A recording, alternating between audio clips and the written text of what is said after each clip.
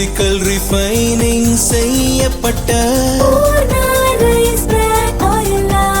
SKM Poorna rice brand oil. ஜனநாயக முறையில் மக்களால் தேர்ந்தெடுக்கப்பட்டு மிக நீண்ட காலம் பிரதமர் பதவி வகிப்பவர் என்ற பெருமையை பெற்ற பிரதமர் மோடிக்கு டில்லி பாரத் மண்டபத்தில் நடந்த கூட்டத்தில் NDA தலைவர்கள் வாழ்த்து தெரிவித்தனர்.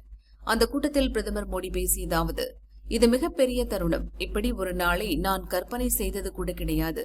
மிக நீண்ட நாட்கள் பதவி வகிக்கும் பிரதமர் என்ற பெருமையை பெற கடவுளின் ஆசி அவசியம்.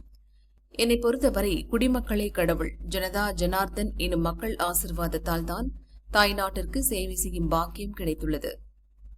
இதற்கு உறுதுணையாக உள்ள உங்கள் அனைவருக்கும் என் மனமார்ந்த நன்றி. கடந்த 12 ஆண்டு கால NDA ஆட்சியில் பல்வேறு நலத்திட்டங்கள் நிறைவேற்றப்பட்டுள்ளன. 25 கோடி பேரை ஏழ்மையிலிருந்து மீட்டெடுத்துள்ளோம். இது சாதாரண விஷயமல்ல.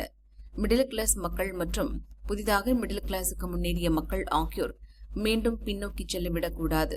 அவர்களின் நலன் சார்ந்த விஷயங்களில் இந்த அரசு அதிக கவனம் செலுத்தி வருகிறது. அனைத்து துறைகளிலும் நாம் முன்னேற்றம் கண்டு வருகிறோம். ஆனாலும் தற்போதைய வேகம் போதாது. 2047 வளர்ச்சியடைந்த இந்தியா என்ற கனவு நம் நாட்டு மக்களின் லட்சியமாக உருவெடுத்துள்ளது. இந்த லட்சியம் நிறைவேற நாம் இன்னும் வேகமாக ஓட வேண்டியது அவசியம். GST சீர்திருத்தம், வருமான வரி சீர்திருத்தம் உள்ளிட்ட பல்வேறு நடவடிக்கைகளால் மக்கள் மிகுந்த பலனடைந்துள்ளனர். 2014 வெறும் 75 ஏர்போர்ட்டுகள் இருந்த நிலையில் தற்போது அதன் எண்ணிக்கை 160 உயர்ந்துள்ளது. கப்பல் கட்டும் துறையில் அதீத கவனம் செலுத்தி வருகிறோம். செமிகண்டக்டர் உற்பத்தியில் மிகப்பெரிய முன்னெடுப்பை எடுத்து வருகிறோம். வருங்காலத்தில் செமிகண்டக்டர் ஏற்றுமதியில் மிகப்பெரிய இடம் பிடிப்பதற்கான முயற்சி நடக்கிறது.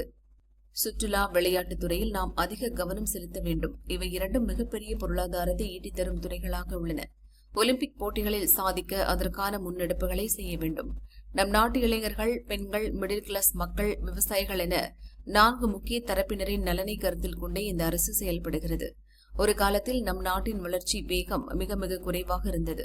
காங்கிரஸ் ஆட்சியில் வளர்ச்சி என்பதற்கான சுவடே இல்லாமல் இருந்தது.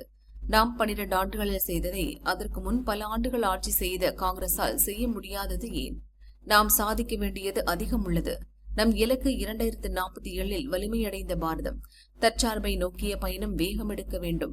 சூரிய சக்தி, மின் உற்பத்தி, எத்தனால் கலப்பு எரிபொருள், ஹைட்ரஜன் எரிபொருள் உள்ளிட்டவற்றில் அதிக கவனம் செலுத்த வேண்டும். இந்த தருணத்தில் நாட்டிற்கு சேவையாற்ற வாய்ப்பளித்த கோடி கோடி குடிமக்கள் முன் தலை வணங்குகிறேன். அதற்கு ஒத்துழைப்பாக இருக்கும் உங்கள் அனைவருக்கும் நன்றி. நாட்டின் எதிர்காலம் கருதி நாம் அனைவரும் ஒன்று கூடி உழைப்போம், நாட்டை முன்னேற்றுவோம் என பிரதமர் மோடி பேசினார்.